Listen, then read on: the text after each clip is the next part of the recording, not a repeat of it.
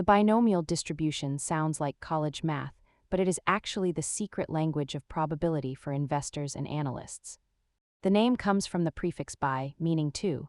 It specifically models scenarios where you only have two potential results. Think of a coin flip, it is either heads or tails. In probability, we call these independent trials with a binary outcome.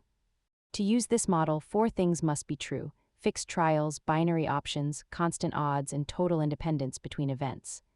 Unlike the bell-shaped normal distribution, the binomial model is discrete, focusing on counting actual occurrences of events. When you visualize these trials, you see a distribution of probabilities that helps analysts estimate the likelihood of different outcomes. Understanding these patterns helps you recognize that even random events follow mathematical structures over time. Mastering these basics helps you better analyze market volatility. Subscribe for more money basics and hit that like button to support the channel.